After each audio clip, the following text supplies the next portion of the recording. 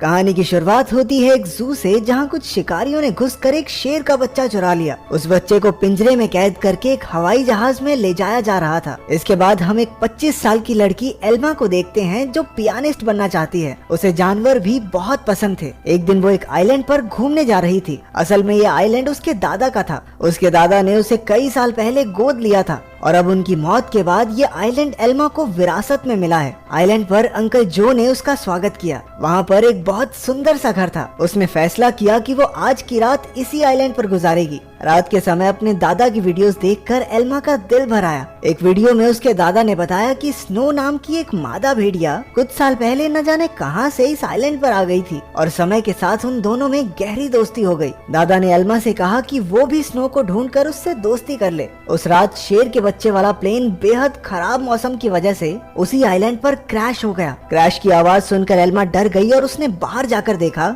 लेकिन वो आइलैंड बहुत बड़ा था तो उसे कुछ नहीं मिला।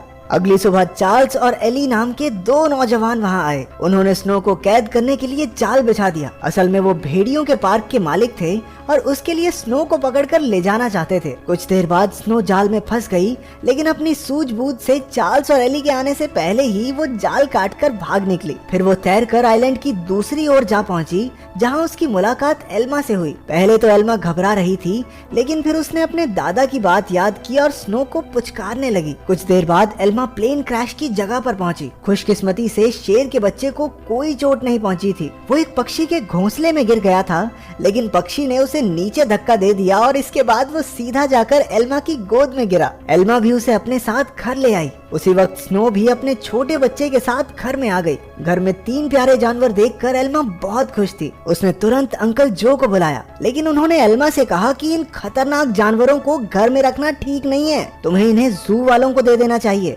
अंकल ने ये भी बताया कि शेर के बच्चे को ढूंढते हुए जू के कर्मचारी वहाँ जरूर आएंगे, और हुआ भी बिल्कुल वैसा ही। अगले दिन एनिमल कंट्रोल वाले वहाँ पहुँच गए। वो जानती थी कि जू वाले कितने बेरहम होते हैं, इसलिए उसने फैसला किया कि वो उन्हें जानवरों के बारे में कुछ नहीं बताएगी। उसने झूठ कह दिया कि उसने किसी शेर के बच्चे को नहीं देखा। घर लौटकर उसने देखा कि स्नो अपने बच्चे के साथ साथ शेर के बच्चे को भी दूध पिला रही थी। उसे बेहद खुशी हुई क्योंकि अब स्नो दोनों बच्चों का ख्याल रख रही थी। जैसे जैसे दिन बीतते गए दोनों बच्चों में दोस्ती बढ़ती रही। एल्मा ने भेड़िए के बच्चे का नाम जैक रखा और शेर के बच्चे का नाम ड्रीमर। उधर अंकल जो को चिंता थी कि ये जंगली जानवर एल्मा को कोई नुकसान न पहुंचा दें, लेकिन इसी तरह कुछ महीने गुजर गए और अब दोनों बच्चे थोड़े बड़े हो चुके थे। एल्मा उन्हें आइलैंड पर घुमाने ले जाती और अपने दादा की मनपसंद जगह पर उनके साथ खेलती भी थी। बदकिस्मती से एक दिन जब एल्मा पियानो के एक ऑडिशन के लिए गई थी, तो पीछे से वो भेड़िए के पार्क वाले आइलैंड पर घुस गए। इस बार वो स्नो को कैद करके अपने साथ ले ही गए। उधर एल्मा का सिलेक्शन भी हो गया और वो बेहद खुश थी, लेकिन जब वो घर लौटी तो उसके होश उड़ गए। उसके घर का सारा सामान बिखरा हुआ था क्योंकि दोनों बच्चे भूख की वजह से परेशान हो गए थे। एल्मा ने स्नो को ढूंढने के लिए पूरा आइलैंड छान मारा, लेकिन स्नो तो वहाँ थी ही नहीं। अब उसे ही बच्चों का पेट भरना था, इसलिए उसे ना चाहते हुए भी अपनी पियानिस्ट की नौकरी छोड़नी पड़ी। एक दिन अंकल जो फिर से वहाँ आए और खूंखार जानवरों को अब तक वहाँ देखकर गुस्से से भर गए। उसने एल्मा से उसी वक्त जानवरों को जू में भेजने को कहा, लेकिन एल्मा ने उन्हें समझाया कि उसके दादा की यही इच्छा थी कि वो जानवरों के साथ रहे और फिर जू में न जाने इन मासूमों पर कितने अत्याचार होंगे। आखिरकार अंकल जो भी मान गए और एल्मा को गले से लगा लिया। अब उनका सारा समय जानवरों को खाना खिलाने और उनका पूरा ध्यान रखने में जाता था। एल्मा को जैक और ड्रीमर से बहुत प्यार था और बदले में जानवर भी उस पर जान छिड़कते थे। देखते ही देखते 1 साल गुजर गया और अब दोनों जानवर बड़े हो गए थे। अंकल जो शहर से उनके लिए मांस लाया करते थे, लेकिन उनके पास जाने में उन्हें डर लगता था। उन्होंने फिर से एल्मा को समझाया कि इनके साथ रहना खतरे से खाली नहीं है, लेकिन एल्मा किसी कीमत पर उन्हें छोड़ने को तैयार ही नहीं थी। एक दिन एक माँ बेटी कश्ती में आइलैंड के नजदीक आए। उन्हें देखकर जैक उनके पास जाने लगा। जैसे ही एल्मा ने ये सब देखा, वो जैक को रोकने के लिए भागी, लेकिन वो एक पत्थर से टकराकर नीचे गिर गई और उसके सर में चोट लगने की वजह से वो उसी वक्त बेहोश भी हो गई। वो माँ बेटी ये सब नहीं देख पाई और वापस कश्ती में चली गई। कुछ ही देर में जैक और ड्रीमर एल्मा के पास आए और उसे उठाने की बहुत सी कोशिशें की, लेकिन कोई फायदा नहीं हुआ। वो कई घंटों तक जोर जोर से आवाजें लगाकर मदद के लिए पुकारते रहे, लेकिन कोई नहीं आया। जल्द ही रात हो गई और दोनों जानवर एल्मा से सटकर बैठ गए। उन्होंने पूरी रात जागकर एल्मा को गर्माहट दी। अगली सुबह अंकल जो ने एल्मा को कई बार कॉल की, की, लेकिन कोई जवाब न मिलने पर वो समझ गए कि कुछ तो गड़बड़ जरूर है। वो तुरंत आइलैंड पर पहुंचे। उन्हें लगा कि जरूर इन जंगली जानवरों ने एल्मा पर हमला कर दिया होगा, इसलिए उन्होंने एनिमल कंट्रोल वालों को कॉल कर दिया। लेकिन जब उन्हें एल्मा बेहोश मिली और जानवरों को उसकी रक्षा करते देखा तो उन्हें अपनी इस हरकत पर बहुत पछतावा हुआ। इसके बाद जब एल्मा को हॉस्पिटल ले जाया गया तो डॉक्टर ने उन्हें बताया कि अगर जैक और ड्रीमर ने उसे गर्माहट न दी होती तो शायद वो आज जिंदा न होती। उधर एनिमल कंट्रोल वालों ने जैक को पकड़कर इलाई और चार्ल्स को सौंप दिया। उन्हें एहसास हो गया कि जैक तो स्नो का ही बच्चा है। वहीं ड्रीमर को एलन नाम के एक आदमी को बेच दिया गया जो एक जू चलाता था। एलन बहुत बेरहम आदमी था जो अक्सर अपने जानवरों को पीटा करता था, लेकिन अपने बाप से बिल्कुल उल्टा उसका बेटा रैफा बहुत नरम दिल का था। जल्द ही उसकी दोस्ती ड्रीमर से हो गई, लेकिन कुछ ही दिनों में बेचारे ड्रीमर को कई नशीली दवाइयां देकर सर्कस में करतब करने के लिए मजबूर किया जाता। ड्रीमर ने अब तक की अपनी जिंदगी मजे से आइलैंड पर गुजारी थी, लेकिन इन बेरहम लोगों ने उस पर काफी बुरा असर डाला। इसलिए राफा अक्सर उसके पास उसे शांत करने जाया करता। उधर हॉस्पिटल में एल्मा ने होश में आते ही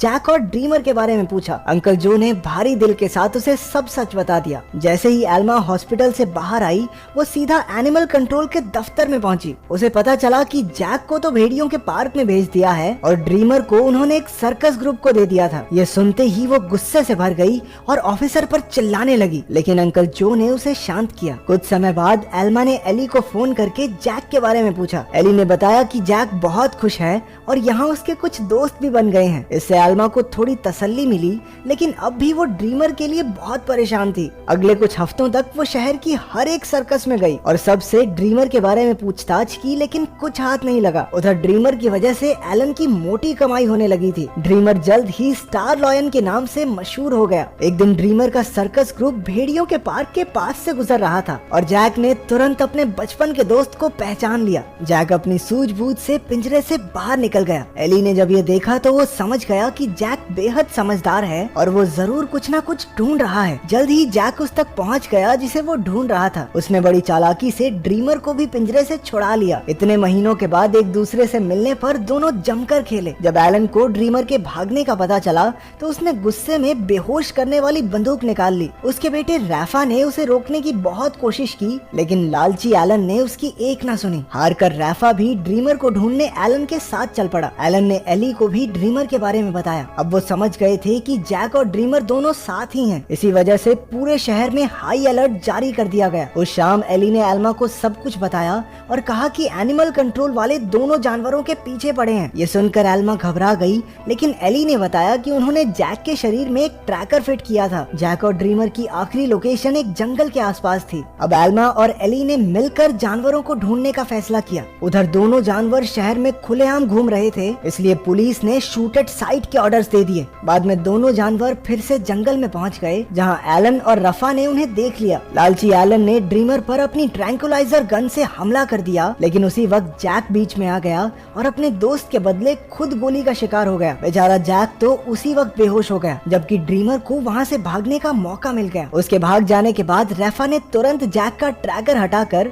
उसे एक दवाई दे दी, जिससे बेहोशी की गोली का असर खत्म हो जाए। कुछ देर बाद बाप बेटा एक बार में पहुंचे और एली और एल्मा भी एक ट्रैकर के जरिए उन तक पहुंच गए। एलन ने उनसे कहा कि उसके पास कोई ट्रैकर वगैरह नहीं है और उन्हें बाहर भेज दिया, लेकिन समझदार रैफा ने बाथरूम का बहाना बनाकर एली और एल्मा को सब सच बता दिया। वो उन्हें जंगल में ले गया, जहां आखिरकार उन्हें ड्रीमर मिल गया। इसके बाद ड्रीमर उन्हें एक झोपड़ी में ले गया, जहां जैक आराम कर रहा था। खुशकिस्मती से उसे सही टाइम पर होश आ गया था, लेकिन तभी उन्हें पुलिस के आने का शक हुआ तो एल्मा ने दोनों जानवरों को खुफिया रास्ते से भगा दिया। अब आइलैंड तक पहुंचने के लिए उन्हें सिर्फ एक नदी पार करनी थी। पुलिस से बचने का एक यही रास्ता था, लेकिन वहाँ कोई कश्ती नहीं थी, इसलिए सबको तैरकर ही जाना होगा। जैक तो उसी वक्त फुर्ती से नदी में तैरने लगा, लेकिन ड्रीमर पानी से डरता था। एल्मा ने उसे हिम्मत देने की बहुत कोशिश की, लेकिन ड्रीमर वापस जंगल की ओर मुड़ गया। जैसे ही जैक और एल्मा तैर रहे थे, उन्हें बंदूक चलने की आवाज सुनाई दी। इसका मतलब ये था कि ड्रीमर अब इस दुनिया में नहीं रहा। आइलैंड पर पहुंचकर एल्मा फूट फूट कर रोने लगी, लेकिन ड्रीमर अचानक उसके सामने आ गया। असल में वो जंगल में पुलिस वालों को भटकाने के लिए गया था। उसे जिंदा देखकर सभी खुशी से झूम उठे। आखिर एल्मा ने जैक और ड्रीमर के लौटने होने की खुशी में पार्टी में पियानो बजाया। अब उनका परिवार पूरा हो गया था। अंत में एल्मा ने सबको अपने प्यारे जानवरों की कहानी बताई,